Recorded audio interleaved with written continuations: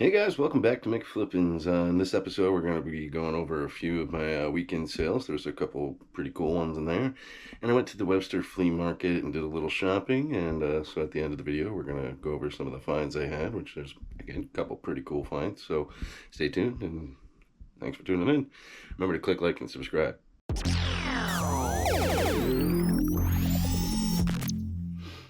Hey everybody, welcome back to McFlippins. We had a fairly decent weekend here for the first time in a while. It was a quality over quantity, but I'll take it, absolutely. Some bigger ticket items finally sold. And I have finally gotten back to the top rated seller rating, so that's kind of nice. Save a few bucks on percentages and makes some buyers feel a little bit better that they're buying from a top rated seller, so it's nice to get that back. I had to really watch my shipping because I changed my shipping from same business day to next business day, so that helped out a lot because a lot of the times I get shipped there, I get orders at like 4 or 5 o'clock and there's just no possible way to get to the post office by then. It's just ridiculous. I can print them, the labels, sure, but without the scan, apparently that's no good. So once the next business day has really been helping out a lot, and not canceling orders because I couldn't find them. That's also been a big help because I've been really trying to keep track of items as I sell them outside of eBay, so I don't have that problem anymore. So that's been good. So finally got the top rated seller rating back. That's back, so I feel good about that. But like I said, we got a few good sales this weekend, but we're going to start with just this little one here. I think this was like $21 plus shipping. Civil War era bone dice. They're kind of neat, cute little itty bitty dice there. And I got those for free. So that's just pure profit. So I love pure profit, as everybody should. Let's see. And then one of the... And... Alright. Big helmet. How could I lose it? Oh, here it is. Vietnam era M1 steel pot with the Mitchell cover on it, with the liner, the whole works on that one. I think I paid $90 for this, so I'm not making a lot of profit on this one, unfortunately. And yeah, one of the other things too, either. But I initially bought this to keep, but I said, screw it. We don't have the space for so many helmets, because I do have several that I like, that I wanted to keep, and I'm still hanging on to a few, so I had to thin out some of the helmets and some of the uniforms that I wanted to keep, but got $120 plus shipping on that, so I didn't really make a whole lot on that, especially after fees and everything. But the $100, a little about $100 that I didn't have in my pocket the other day, so that's good. I'll take it, and it gives me a little more space for some new stuff. And finally sold the Mike Tyson wrap tee. Took a big cut on it because I had it listed for $500 for a while. I think I started at like $750, dropped it to $500. Been sending out offers quite regularly on it. Had it sold at one point for like $300. Buyer never paid. So and then it just sat, and then finally somebody sent me an offer. Actually, I battled with it for a day. It took me about a day to answer the offer because I didn't. Well, I thought it was low, but at the same time, haven't gotten any other offers in a few weeks, and at this point, there's no way. I've already made a bunch of money off of this buy, so no sense in being greedy. $150 was the offer somebody gave me, so I accepted it. $150 plus shipping, so not too bad for an old shirt. Even though I had it listed for a lot more, but like I said, it had been sitting for a long time. And believe it or not, I actually sold one of the Pope wrap tees. Pope John Paul II. Yeah. Why this is on a wrap tee, I don't know, but somebody bought it for $120. I had it listed for $350, so a little less than the Mike Tyson. But somebody sent me an offer of $120, and I accepted. I thought that was fair enough because this one was the Mike Tyson one had dry rot. So had that not had dry rot, that probably would have been still at least. I probably could have got $1,000 for it at least if it had not had that dang dry rot. This one didn't, but it's the Pope. and I still got one more left to sell. So, which I need to get listed eventually. But I also might do the antique extravaganza at Mount Dora. Might possibly set up with some of my antiques and stuff that I have that's not listed on eBay at the time. So, see how that goes. I'm thinking about tomorrow. Tomorrow's Webster, and I'm not sure if I want to go to set up. The truck's loaded, but it's loaded from last week when I set up. So I might set up again. I don't know. But I haven't been there to shop, just to shop in weeks. So I would like to just go to shop this time, I guess. We'll see. And another decent sale. What we got here? Oh, this jacket over here. Years ago, I can't remember when the movie came out, but you guys remember the movie Fury, if you've ever seen it, with Brad Pitt, Shia LaBeouf, and what's it, Bernthal, and Michael Pena, where they play the tank crew during World War II. This jacket, the prop store held an auction, but back to the movie. The prop store held an auction where they sold off all the assets of that movie, all the uniforms, props, stuff like that. And I bought this from the auction originally, and it's Sergeant Davis's doubles jacket. Sergeant Davis was played by Brad William Henke, I think. I always messed up the name, but he played one of the other tank crew sergeants of one of the other tank crews in the movie. He gets blown up. I think most of them do in that movie. I think everybody dies except for Sledgehammer. Oh, wait, Sledgehammer's the wrong movie. Anyway, Sergeant Davis's doubles jacket. I paid up for it when I originally bought it at the auction. I think I paid $250, around $300 for it back then. And if you've ever bought from the prop store, their shipping is astronomically almost unfavorable, like just ridiculously high. It's just crazy how much they charge for shipping. Because I bought this, and it came with a shirt originally, but the shirt's gone because I'd sold the jacket to somebody up in New York at a flea market, and then he ended up selling it back to me because we did that a lot back. And then bought these two from that same auction. These are listed currently, haven't sold. But what they are, there's signs from a window in the town of the German town that they blew up the suit store because there's a German artillery, there's a German cannon inside the store, so they blow up the store, and then the Germans come out and they're burning with phosphorus, and then the character Norman, Stormin, whatever, and he mows them down, he kills them all, which was a pretty impactful scene, pretty powerful, crazy. Anyway, bought those with that, so all I got was this jacket and these signs, and they shipped it in the biggest friggin' box I've ever had, like as far as like being shipped anything, which was just ridiculous. But and they charged me like, well, it was over $100 to ship that jacket and these friggin' signs. It was ridiculous. So anyway, not making any money on the jacket, but it sold for $350. So, but again, like that's $350 I didn't have in my pocket the other day. So then that's what I listed it for. It listed it for $350, and it sold in a couple of hours. So that was nice, just to get some stuff moving down the line. I like movie props, so that's one of the things out of my collection. Quality over quantity. Again, not huge profit making on these, because at least two of the items I originally bought to keep. The helmet and the jacket were originally for my collection, so they weren't supposed to be investments in the first place, but it is what it is. Sometimes you just gotta thin out the herd. Out with the old, in with the new, as they say. So better than a kick in the ass too. So, and I lost the original certificate of authenticity that came with the jacket, so that obviously impacted the value a little bit.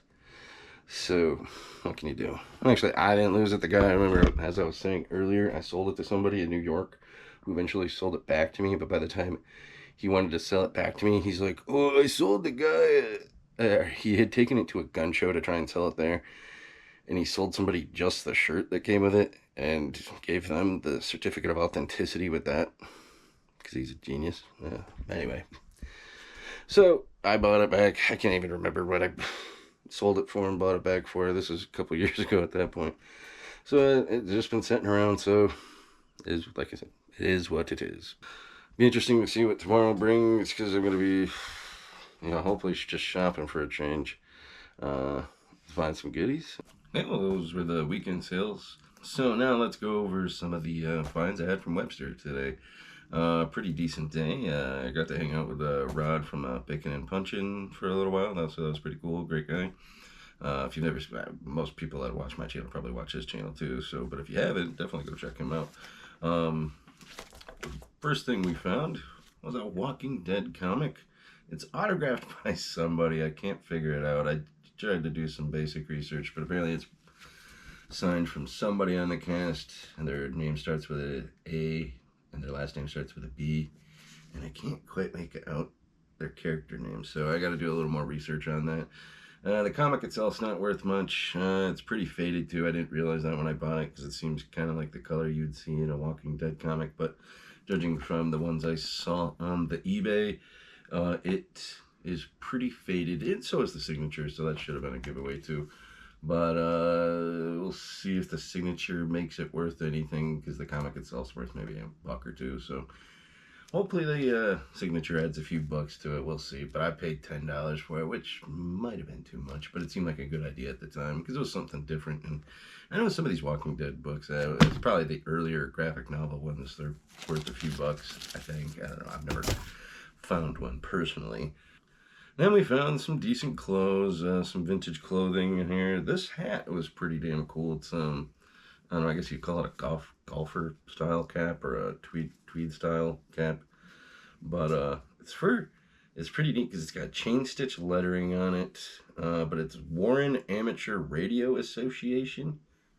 And let's see this chain stitch. It's got the I guess the call sign of the radio there, and Alexa, so I'm guessing that's the name of the owner of this hat, and a neat little pin there too. It's definitely vintage. The only problem is it's got foam on the inside that's dried out, and it's crumbly and nasty, which shouldn't hurt it too much. I don't know, I paid $5 for it, and I'd imagine I could get maybe around 30, 40, maybe 50 bucks for it. We'll see.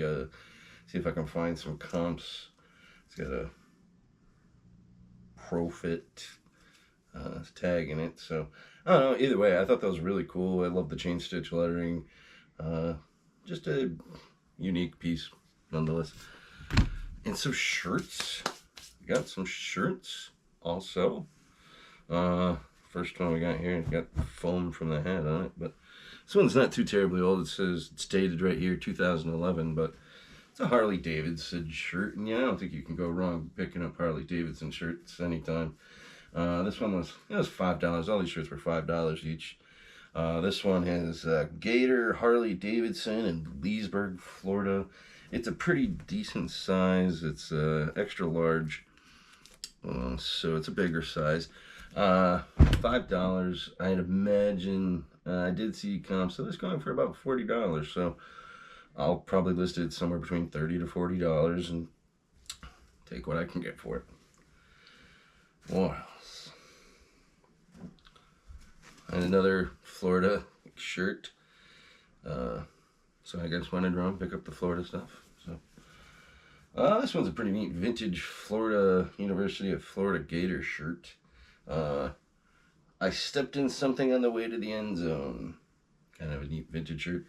I saw one of these listed on Etsy for $60, and it was sold. So I don't think I saw any on eBay. I can't remember, but so I will probably list it between, again, probably about $40, just to get it moving. Maybe hopefully it'll sell for around that. That'd be really cool. And the next shirt, another cool one, another big size. This one's well, the size is washed out, but it's definitely a bigger size, probably a extra large or 2X. But it's Disney. I got Mickey, Donald, Goofy, and Minnie. A nice big size. Still got the price tag on there, $5. It's an older tag. I'm guessing it's probably from late 90s, early 2000s perhaps. It's double stitch. It's not single stitch, but that doesn't mean it's not vintage. I couldn't find this particular one in my first quick initial search on eBay, but I'd imagine it's in the $20 to $40 range. So again, $5, not too bad on that one. This one is pretty cool, I thought. This is vintage Cleveland Indians rock and roll t-shirt. Let's see a date on it anywhere, but it's got an older Gildan tag on it there. So it's got players like Ramirez and these two guys. I can't see their names, but again, I think I saw comps of this. I saw two of them listed on eBay for like $50. I don't think I saw any in sold listings, so I'm gonna take that $50 price and lower it to somewhere between 30 and 40, and hopefully I can sell this. So we'll see. I haven't sold a lot of shirts, so I don't know why I bought shirts. I got a weakness for them because I like shirts and hats. And another shirt. This is the last shirt. But this one's pretty cool. This one's from 1990, but it's this vintage Indy Racing shirt. The Andretti's. It's signed by apparently Mario and Michael. I'm not sure, but that's what the shirt's representing. Michael and Mario Andretti.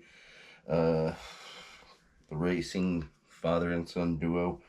Because I can't imagine who else you would have sign your Andretti shirt other than the Andretti's. So, but with my experience with the vintage racing shirts, autographs don't necessarily help the shirt much. So, and I didn't see that particular one listed on eBay.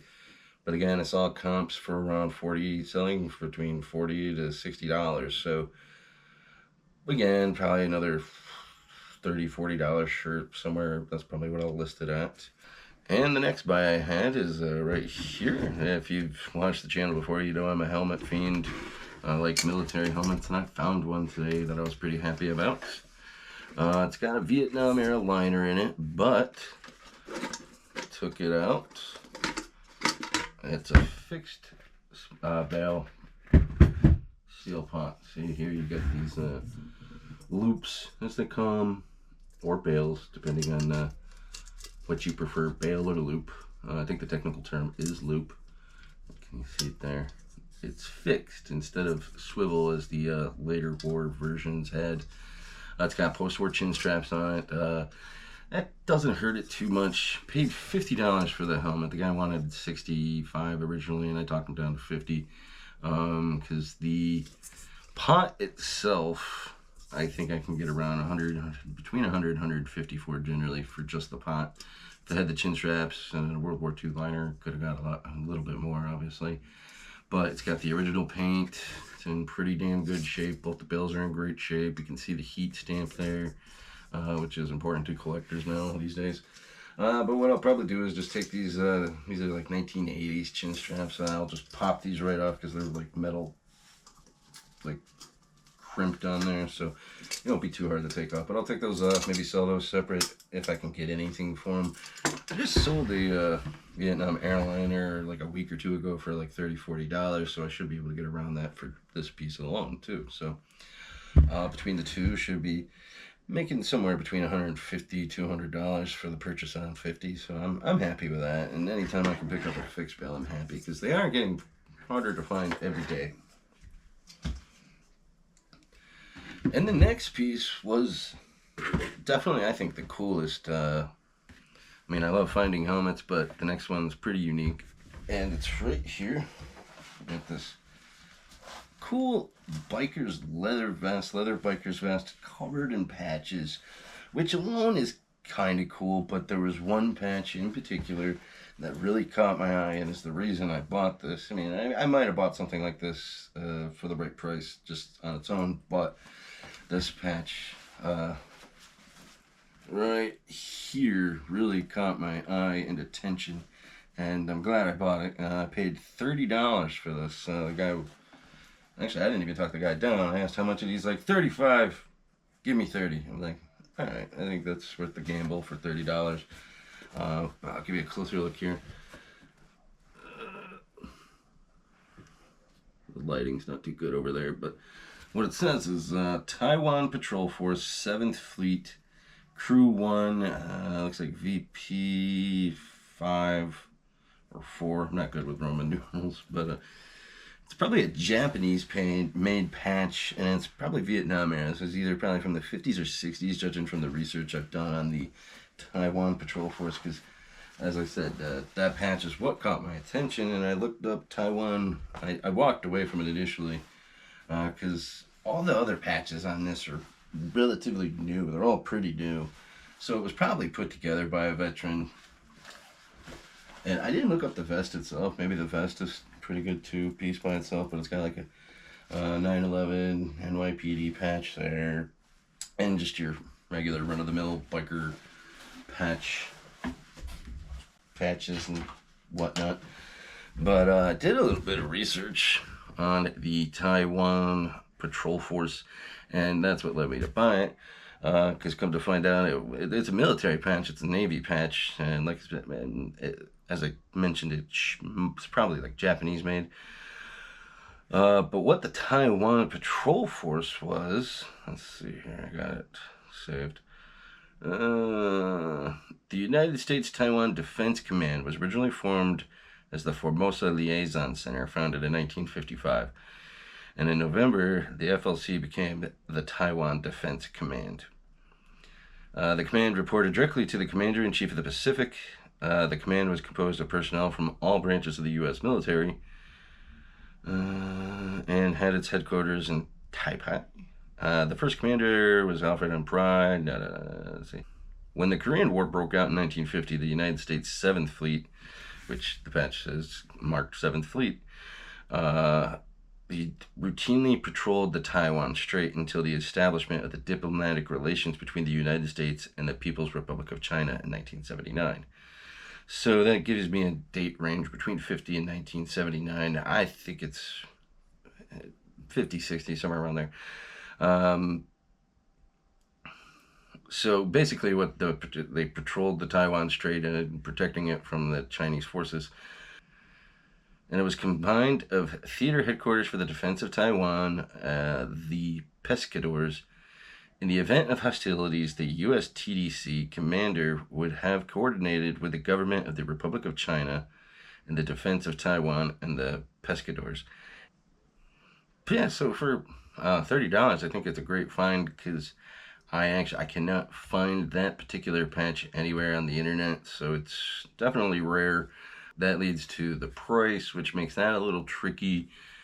Comps for similar patches are in the $250 to $350, $400 range. So I think it's worth around $350-ish. With the vest, though, I'm probably going to leave it on the vest, because I think it'd be a shame to break it apart. Because like I said, I believe it was put together by a veteran. And he just wanted to put one of his military patches on his vest because he was proud of it. So I think that's pretty cool. And the vest alone, I mean, it's a great piece of, I guess, Americana, I guess is the best way to put it. So I'm probably going to leave it as is. Not sure if I'm going to put it on eBay or try to sell it on Facebook quite yet. As for price, that's kind of a mystery at this point. Once I do a little bit more research on it, I'll go from there. But as it stands, I think it's worth maybe around $350 with the vest. The vest itself, I haven't looked up, so maybe the vest is worth something to motorcycle enthusiasts also. But we will see. So, oh, and I got one more find. Left it in the truck, but I want to go grab it. And back in a flash, thanks to editing magic. But this was the cool find, another cool find I had, for me anyway. It's a porcelain sign. It's not an old one. It's an older repop anyway. But it's also a fantasy sign. I don't think it ever actually existed. Curtis Aircraft for sale here, which is pretty neat, because I grew up in Bath, New York, which is about 10 minutes away from Hammondsport, New York, which is where Glenn Curtis is from, and where he made his historic flight, being one of the first aviators in American history, as well as a motorcycle manufacturer, made planes and all sorts of really cool stuff. So I'm sure some of you antiquers have heard of him.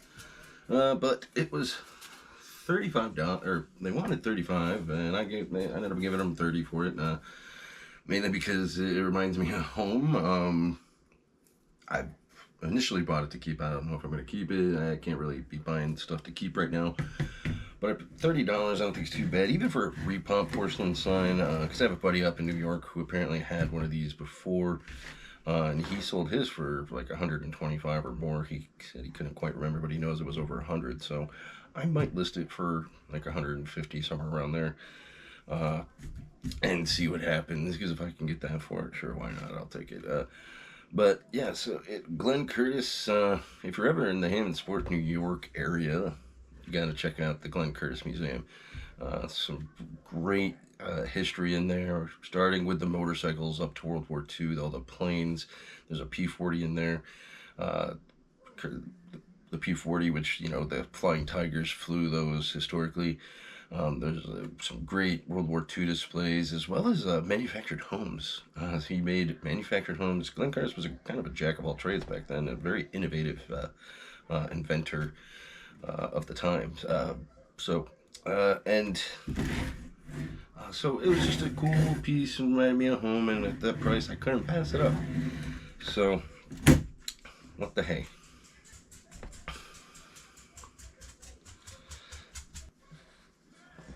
And Seamus had to make an appearance, of course. He wouldn't let me shoot this in quiet, so I figured I'd pick him up and give him some love. But yeah, so I guess that's the video for today, guys. Some cool finds. First time I've been to Webster to just shop in a few weeks, because I've been setting up there, trying to get rid of some of my excess eBay stuff, make some extra cash. Because eBay sales have been kind of slow lately, so I've been moving stuff that way. It's helped me get a couple new contacts, so that's a pretty good thing too. And I might be setting up at the Mount Dora Antique Extravaganza here in a couple weeks. So if you're going to be in the Mount Dora area, look for me there. Hopefully we'll have a table. I'm going to see about it this week and see if there's any available out in the field there. So, and I'll have some decent antiques, and it'll be pretty decent prices. I think most of the stuff I would like to get rid of. So, but so thanks for tuning in, guys. Seamus wants to remind you to click like and subscribe, and I'll catch you guys next time.